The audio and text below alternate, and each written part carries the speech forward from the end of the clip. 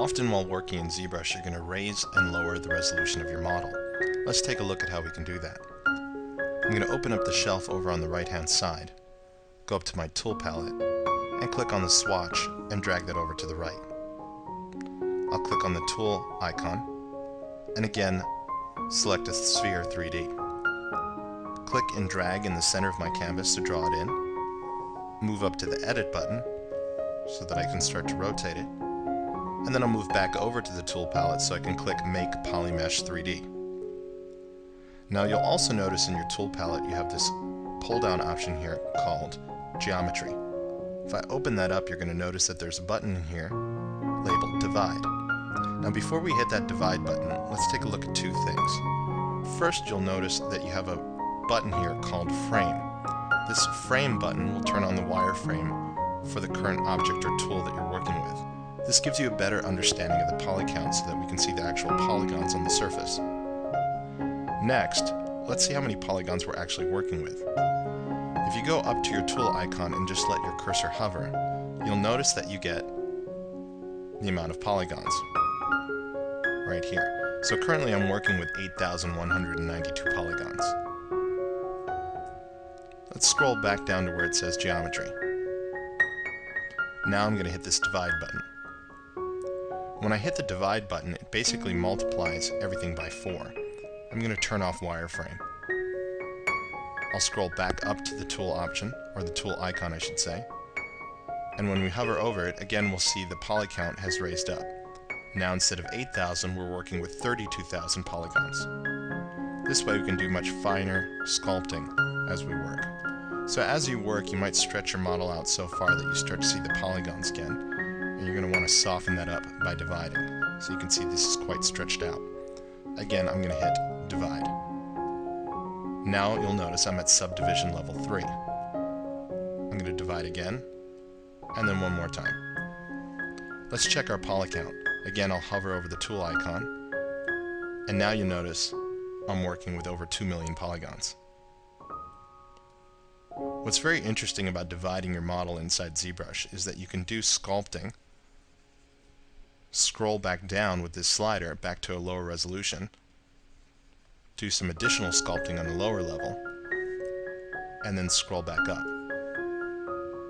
This non-linear ability to sculpt on all different levels of resolution gives us a lot of control over how we're working with our model. Later on in different tutorials we'll use this more effectively, but I did want you to be aware of where you can divide your model. Again, don't forget that the keyboard shortcut for divide is Ctrl-D.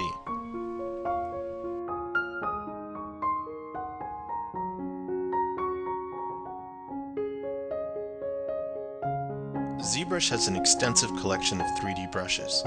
Each one of these brushes gives the user a unique ability to sculpt the surface. To select a 3D brush, simply go up to the 3D brush palette up here in the left-hand corner of your screen. Select the 3D brush that you want, and with your model in edit mode, start sculpting.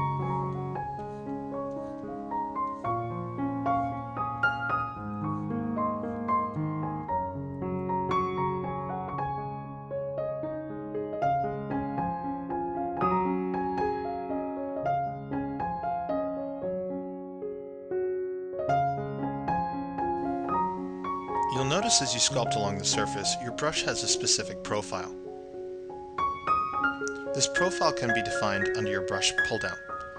So I'll click Brush, and dock this over onto the right.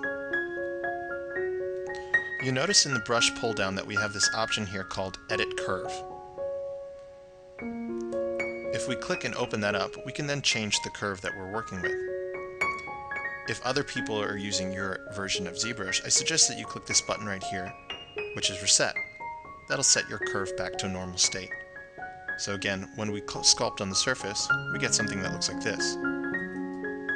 If we click inside this curve here, we can create a new point. Then I can click on that point and change the direction of the curve, so I can soften things up a bit more. So you can see I have a much softer fall off now from that stroke. Or I can change that point, and now you notice we have a much harder edge to that stroke. You can add in as many points as you like. So simply click on another area of the curve, to create a new point, and then reposition that. You'll notice that there is a ring around that point. You can click on that ring and adjust the influence of that point on that curve. So we'll just make a few points.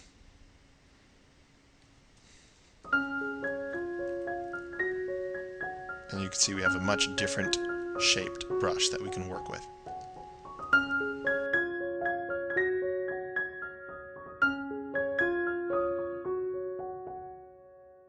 Often while working in ZBrush, you're going to be adding a great deal of detail to your model, but there will come a point where you want to smooth that back a little bit. To do this, all you need to do is hold down the Shift key. Once you do that, you'll notice your cursor turns blue. This will allow you to smooth back some of the detail that you've just added.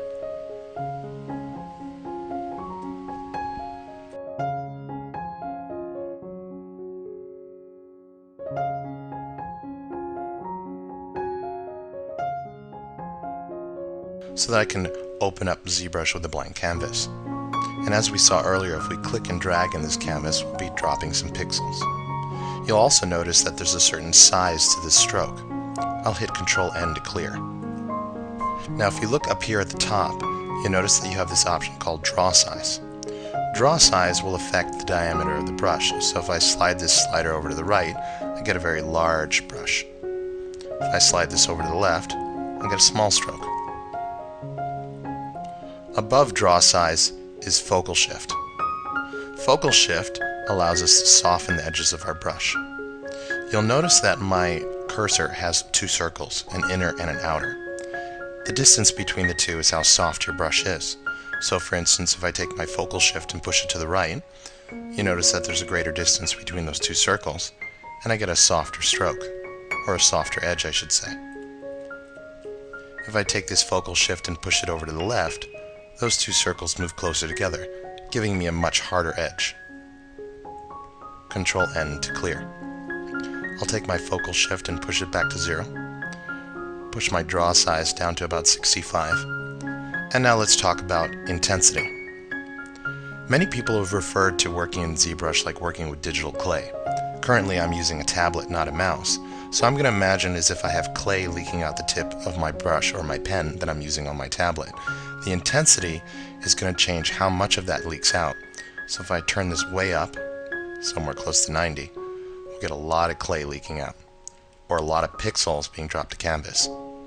If I turn this way down, somewhere around 15, you notice we get a much softer look and less pixels dropping to canvas. Ctrl-N to clear. So when you're new to ZBrush, I suggest that you play with the Focal Shift, the draw size, and the Z intensity. Work with it in a 2.5D state before you start working with it in 3D. The better you get with it now, the better you'll do later on when we do work with 3D. Now there is a keyboard shortcut I'd like to show you. If you tap the S key, you'll bring up a slider for your draw size. This is a very quick way to sculpt and then change your draw size on the fly. That way you don't have to keep coming up here to change it. Another keyboard shortcut is holding down the spacebar. You notice when I hold down the spacebar I have access to my draw size, my Focal Shift, and a whole bunch of other options that you see here in the user interface.